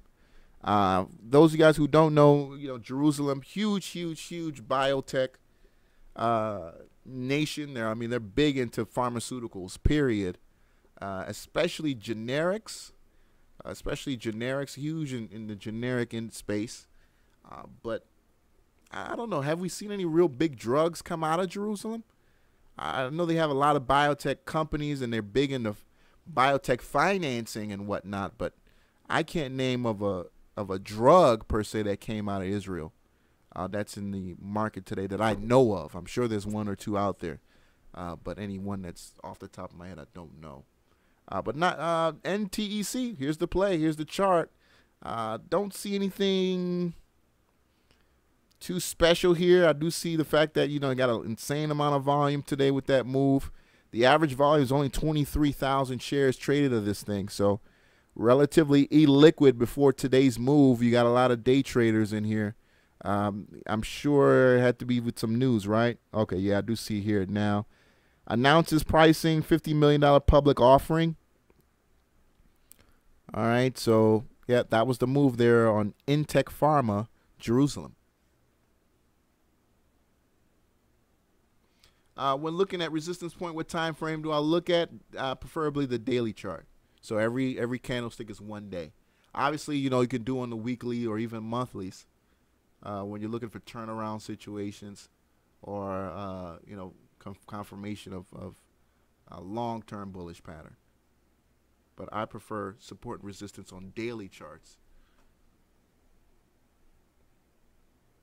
What stock chart am I using to show this? What do you mean what stock chart? I'm using a daily chart. Are you meaning what platform? Is TradingView. Yeah, TradingView. HEMP. By the way, it's free of charge, but you can get the pro version. I use the pro version. It's about $37 or $38 a month. A really good deal because it's live, and I don't even use my trading platform chart anymore. I just go straight off TradingView because it's live. You could watch it live and whatnot for only a couple bucks a month. All right. Let's look at BITCF. That's the other Bitcoin play. As you can see here, last 2 days have been very ugly in BITCF. Slow day today. It's got that long-legged doji. That's an ugly-looking sign. You really don't want to see that. But it could bounce off this. We'll see. Could bounce off this. We'll see. 870. You're on the air. What's up? Hey, Sal. This is AD DeLeon. Hey, what's going on with you, bro? I was just looking at your show, man. I had an interesting ticker I wanted to talk about. All right. What you got? Check out BDGN, like boy, dog, good, and that's a Nancy. All right. So it's coming up as Budget Center Inc. Is that right? I believe so. All right. 0099. I can't see any numbers in terms of volume on this. So I don't know what the average is here. But what do you like about it? I just feel like it's setting up nicely. Is it not holding the 50 SMA? All right, let me see here. Let's put the 50 on it. Let's see. All right, so yeah, it got above the 50 yesterday, actually about 3 days ago.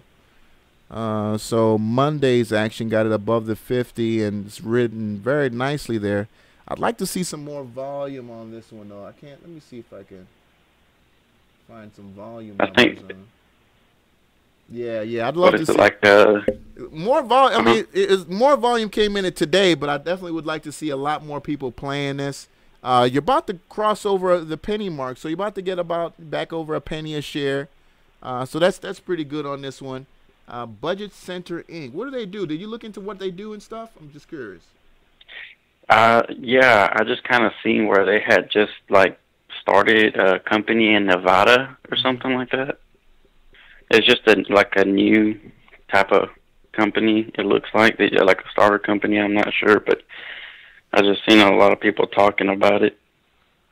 Yeah. Okay. So, Budget Center Inc. develops and operates budget category domain names in the online travel and related services industry. Okay. So, obviously, some kind of new listing. Doesn't have too much of a history out here. No real volume. So yeah, man, if you're gonna get yourself into something like this, just to be honest with you, you might not be able to get yourself out for some time. So I would look at it, and if it's something you really, really think it could be something, put a small amount of money, and then don't expect to do anything with that for the next, worst case scenario, 120 days. I mean, just to be honest with you. Oof. Yeah. All right. Then the next ticker that I wanted to talk to you was about that CORG. Like, man, what happened there, dude? Man, CORG, let me tell you what CORG, just as I said, they paid me $2,500. I sent out an email, and that's basically what I did for 1 day on CORG on Monday, and I sent out that email, and that was basically it on that one. So, yeah, I don't know anything about that stock. Didn't trade it. As I said in the email, I didn't personally like it at all, because if I remember, it was a what's the word for it? Skull and crossbone stock on OTC markets. So if you had a good broker like TD Ameritrade or Scottrade, you couldn't even buy the stock. So yeah, that's basically CORG. I know me and a couple other promoters were on it as well, but I didn't talk about it because I knew what it was. But you know, it is what it is on that one. All right, man. That's all I got, Sal. Yeah, appreciate it, bro. Thanks for the call. Thank you. Bye. Yeah, that was a piece of shit. That CORG. But at the end of the day, man, I'm operating a business. So if you got the money, you know, if you got the money, I'll put out your stock. You know, if you got the money. One email, $2,500. BONT. Yeah, let's take a BONT. BONT Bonton Stores. 70 cents a share. Up 3%. Not bad. Not bad. You know, we looked at this one earlier because if you guys remember, this is the one Bat Sciences told us about, that it had broke through the cloud. So he's bullish on it. There was another play that he looked a lot more variable. Here's the 50-day moving average. So it's holding really well. It's holding really well. Again, here's the daily chart. Let's look at the weekly just to kind of see where we are here. So still struggling on the weekly. Still struggling on the weekly. All right. But so far, day-to-day is looking pretty well. But as you can see, long-term, the stock is still very, very bearish. 516, you're on the air. What's up? Hey, what's going on, Sal? Hey, what's up? This is Felix. Man, I got a couple. Number one, what's up with that stock you had given us, ZNNC? Yeah, ZNNC. Look, man, it's under the guise of a new promoter now. So, I guess they did pretty good today, up 66%. So that could be resetting, man. That could be resetting. But as you guys know, I only had 3 days with that one, so it went up, sold off, and now it looks like it could be resetting again. But I don't know what they're doing or how they're pushing it, but that was a solid day for that play. But you think it's going to run hard again, or you think it's going to run again? Dude, I can't say that. I know when I get it, I try as hard as I can to move it. But that, you know, it had a solid day today, so they're doing something right. But I can't promise that it's going to go back to, you know, 17 cents. But if you remember, it only took $100,000 worth of buying for it to get to 17 cents. So, man, I'm just hoping for it to go to 7 cents so I could just break even and get out of it. Well, that could that could possibly happen. I mean, it didn't take that much to get it to 17, so that could very well happen. It was a nice day for that play. All right, but the other thing, I just tuned in, but I don't know if you spoke on it, but for DCTH, you really think it's gonna run past the resistance? Because right now I was doing some testing, it looked like the resistance is at 0.1441, and today was just kept touching it, but it never was able to pass through it. But then I'm looking online. A lot of people talking about it's going to go to 20 cents. I don't know. Like, I don't know if that's true or not. Man, you see, the thing about DCTH, though, man, they're kind of running out of time. You know, they got a reverse split here, I think, in about a week and a half, man. So yeah, that's the other thing. When is that supposed to happen? Yeah, I think that's supposed to happen on the 28th. 28? Somebody let me know about that. Because I've been trying to hit African Emporium and Discord room, but he didn't respond to me. Because I'm trying to figure out what day that's going to happen. Yeah, so I want to say the 28th, but hit him back up because I know he's the one really on top of that shit. So because I looked at the 8K and they didn't have any specific date on it. They just was asking the shareholder to vote on it, but I thought everybody was just trying to vote it down. Yeah, well, people are that's the thing is, like, I don't think it's going to get voted down because, again, as I said, I think the owners and management have more shares than what's outstanding. So it's not going to get voted down. I have no doubt in my mind it'll reverse split, and they're going to want to stay trading on the NASDAQ because there's a lot that goes, to trading on the NASDAQ in terms of viability and what people think about your company. So I don't think they want to get delisted. I don't think that's a good thing for the company. So I honestly, I personally, I wouldn't even be trading the stock right now until it gets that situation done and over with. So you think it's better after the reverse split? Then it might trade, it might go up. Well, I think if you reverse split, it's going to reverse. It's going to come out maybe at $2-3, and then you start selling off because at the end of the day, it's still a shitty company.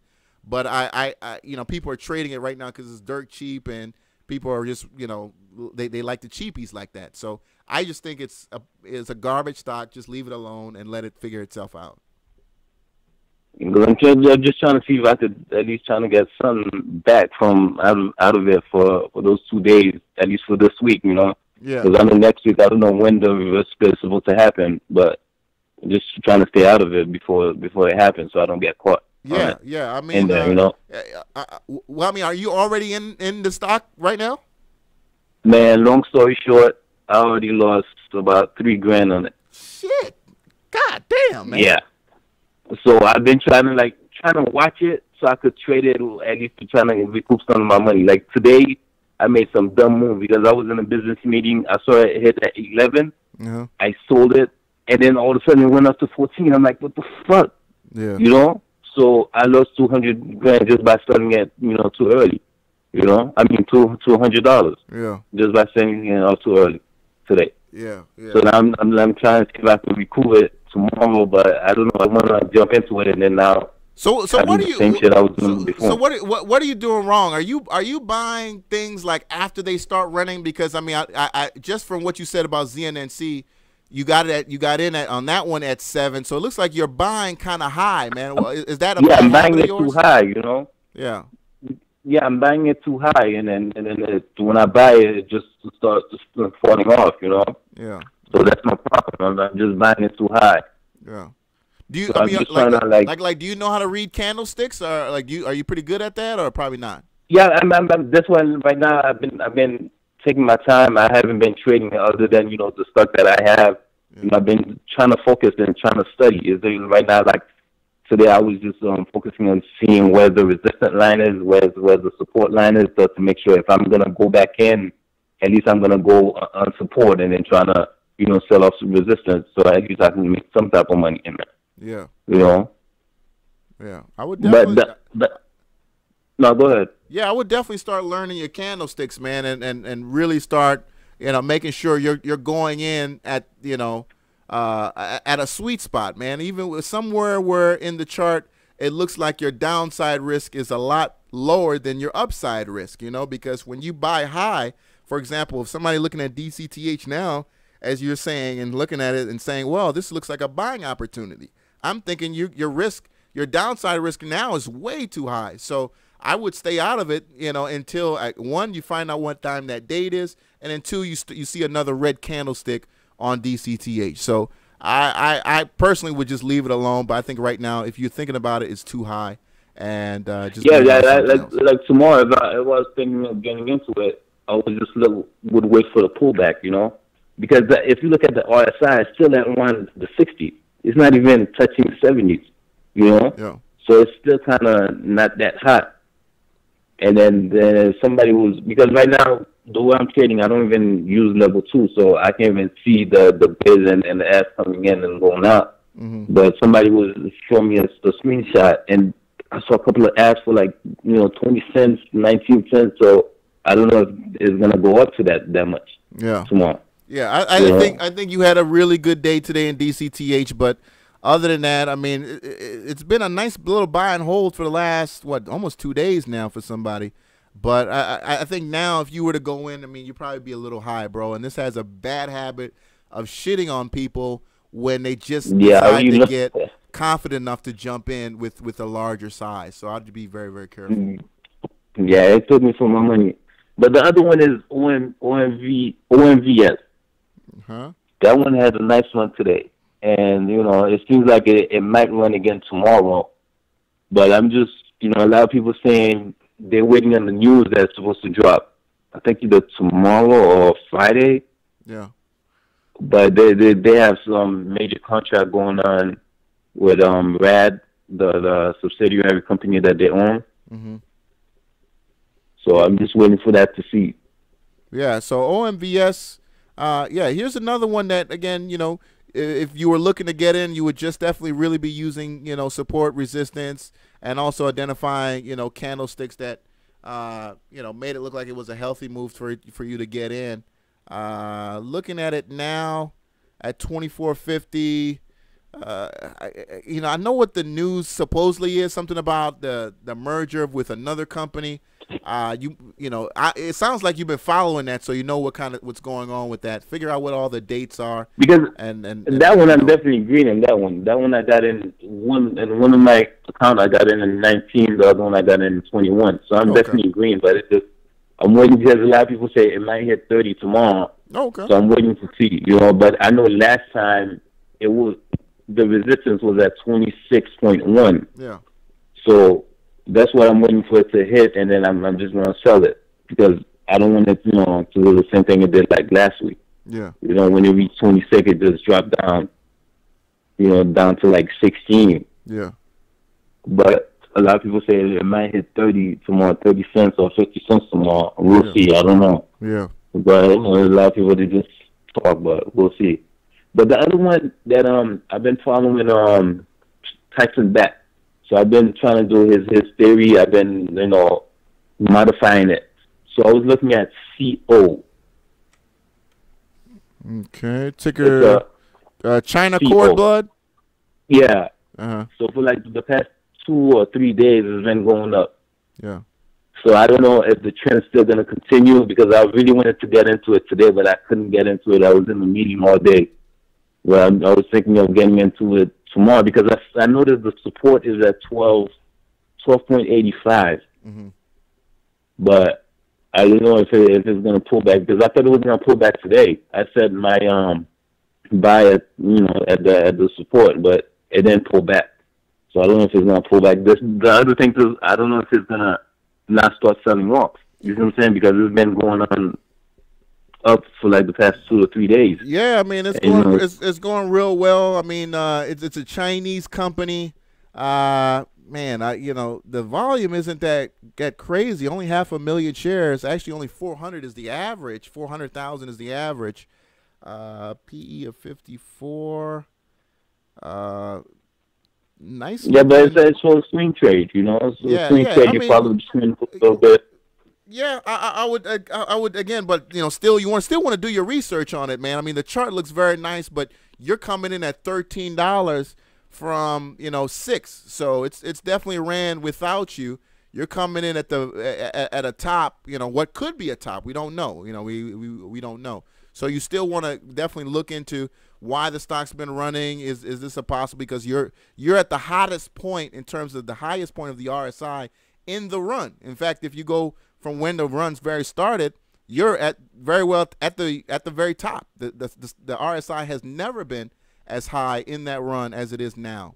So, I personally I would wait it out until you get a good solid red day in it, and then maybe put in a little bit and see what the following days turn up or turn into. But I honestly I think you'd be going in a little bit too high on this one as well. Mm. Yeah. Because I think the support is around $12. So now if the thing is if it pulls back, I don't think it's going to pull back. It's just going to pull back and fall off. I have a feeling because it's Chinese. It's a Chinese stock, and with the whole China thing that's going on, Mm-hmm. if it drops, it's probably just going to drop off the face of the earth. I have a feeling. Yeah. But I don't know. We'll see. I just got to see how it does tomorrow, the first thing in the morning. That's all we can do, man. Time will tell. That's all I can do. Well, man, thank you so much. Glad you're back, man. Can't wait for the other channel to come back in the air. Yes, indeed, man. Appreciate it, though. All right, man. Take it easy. Yes, you as well. Thanks for the call. All right. No problem. So appreciate him for calling. Someone was saying, what's the best way to learn stocks, man? Just watch videos. Watch this show. You want to learn candlesticks. There are tons of free websites. Stockcharts.com. You can go to Chart School. You can see right there it says Chart School. You can go there. Free articles, free everything basically out there for you to be able to learn how to do this. There's tons of information. The difference is just people being willing to put in the time. But yeah, man, when it comes to these pumps, man, the best to play these email letters. All right, because when I write an email letter, my job as the marketer is to get people excited to want to play it.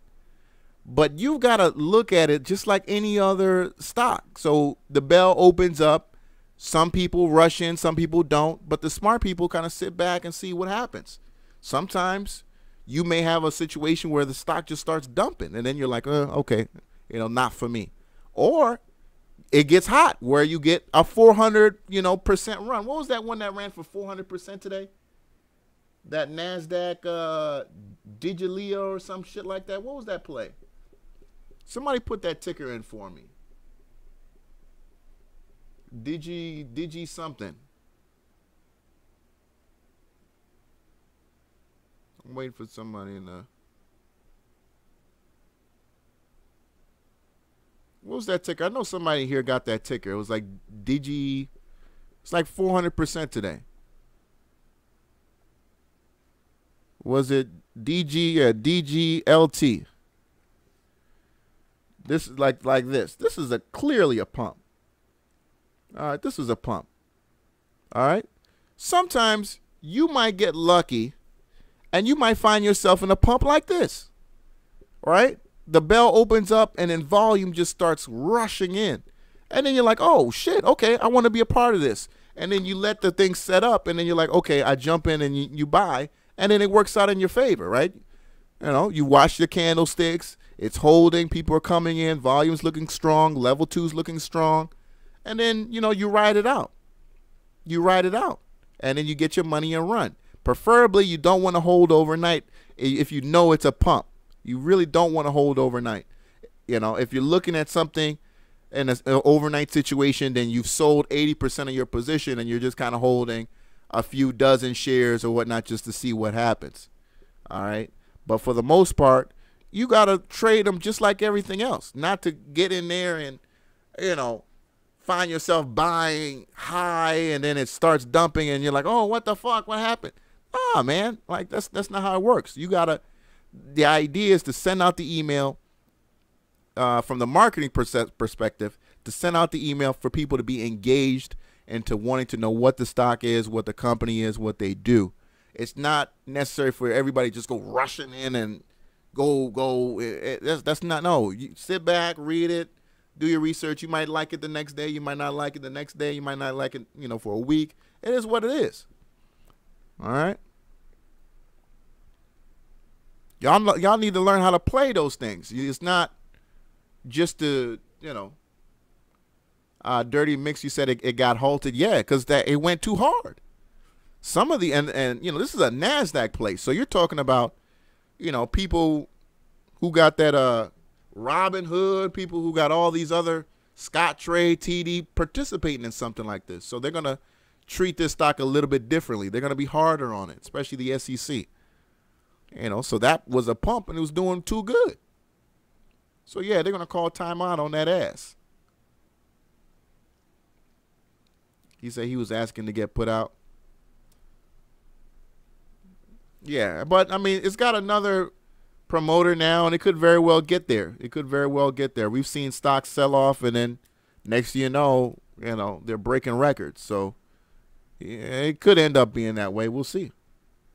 But when it comes to those emails, man, don't, it's not to go crazy. It's for you to do research on the company. If you like it, if you think it's a possibility, you take a position. after a pullback, or maybe after a really bad red day or something like that, or just to sit back and watch. Yeah. I don't send emails for everybody to just go run out and buy.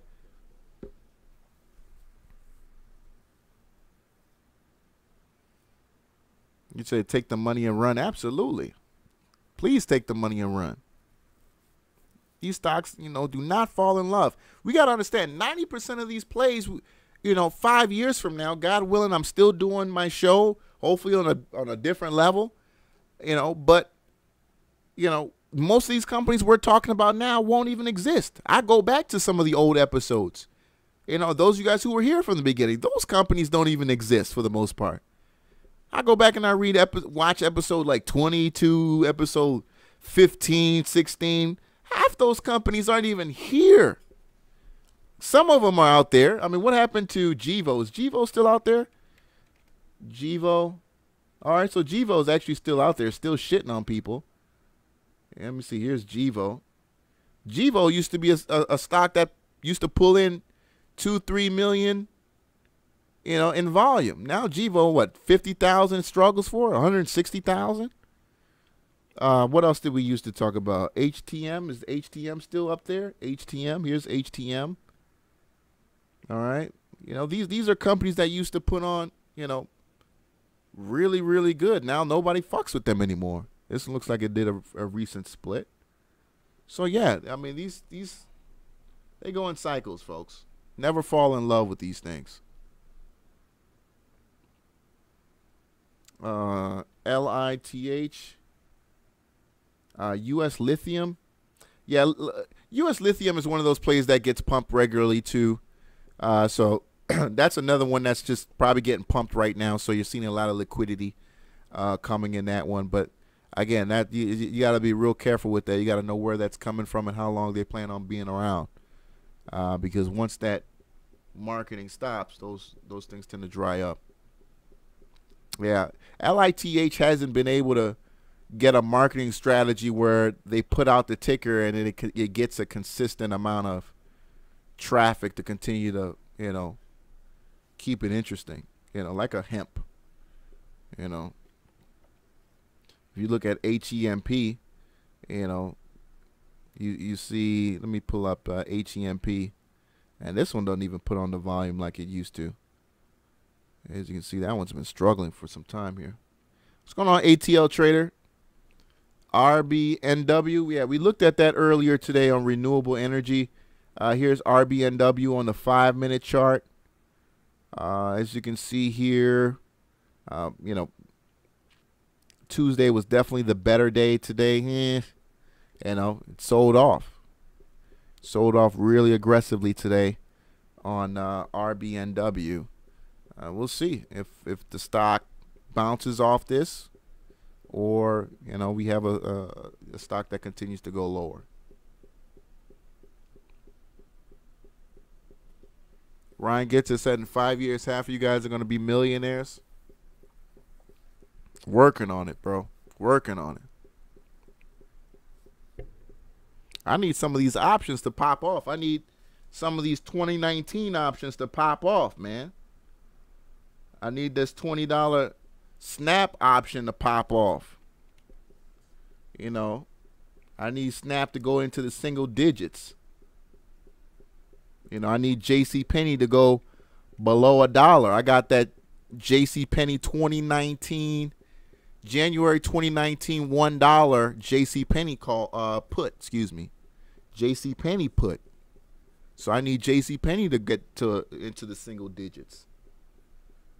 Yeah, so I mean, talk about millions. Yes, indeed. Yes, indeed. CHK. CHK. Actually, no, I think, is it USO that I got a 2019 on? Let me see. Let me pull up my account.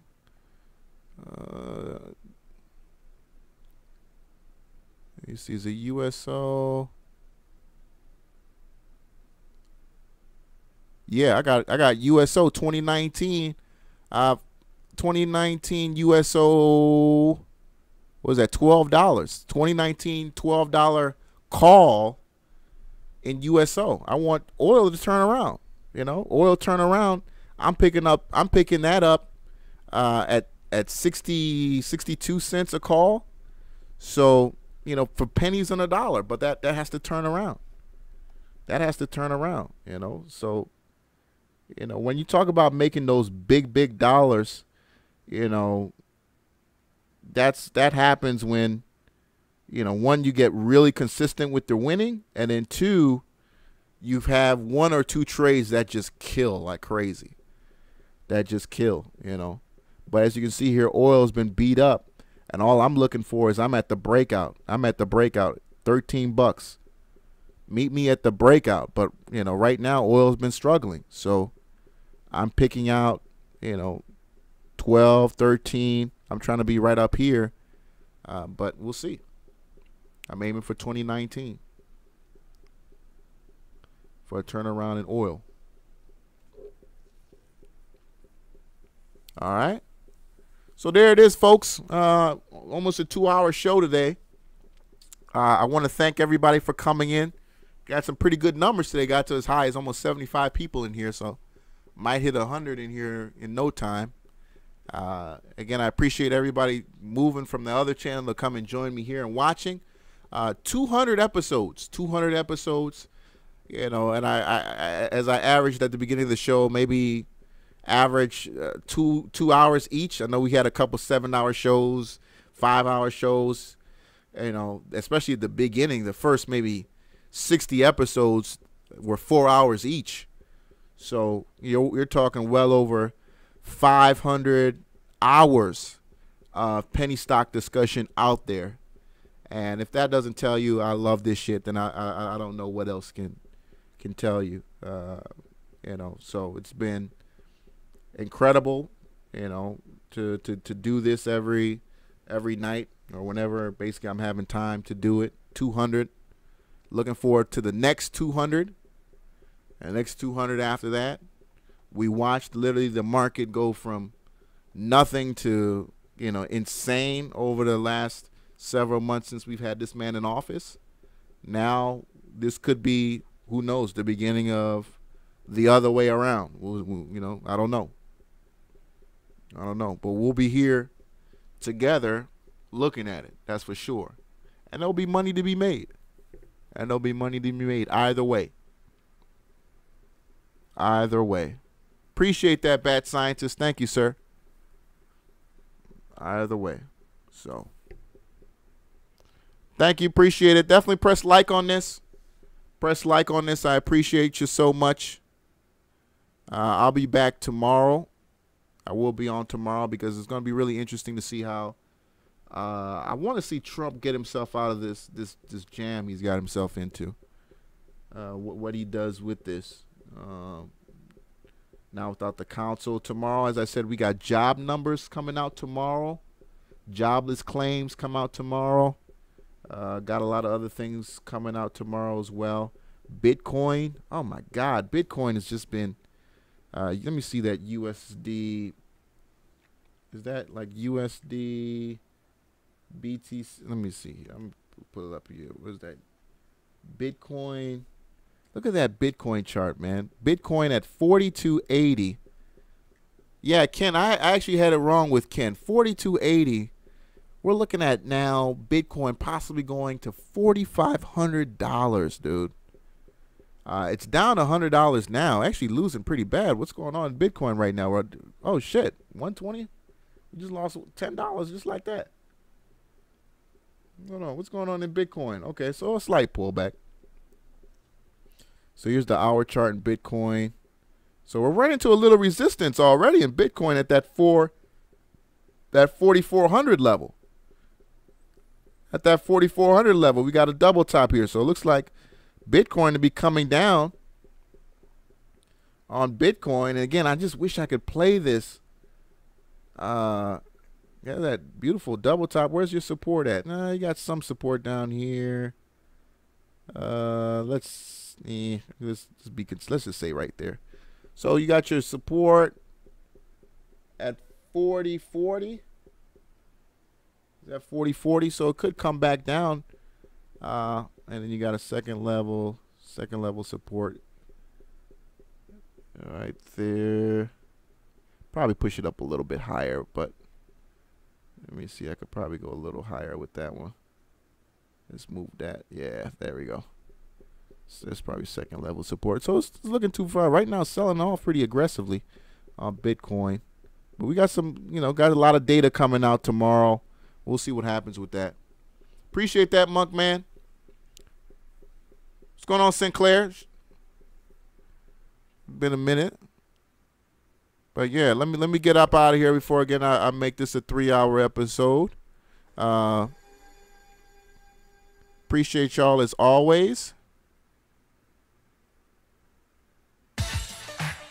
All right, Rob Drag, Monkman, Michael B, appreciate it. ATL Trader, he said buy some Trump coin. That's hilarious. Lennox John. Is that really? Is it called Trump coin? Oh my God. Hold on. Is that a real? Let me Google that shit. Trump coin. Oh my God. Are you kidding me? Trump coin? Invest in Trump coin to help rebuild America. Oh my God. What a load of bullshit. Oh. They actually have a market for this. Hold on. Oh my God, this is such bullshit. Is it already trading? Hold on.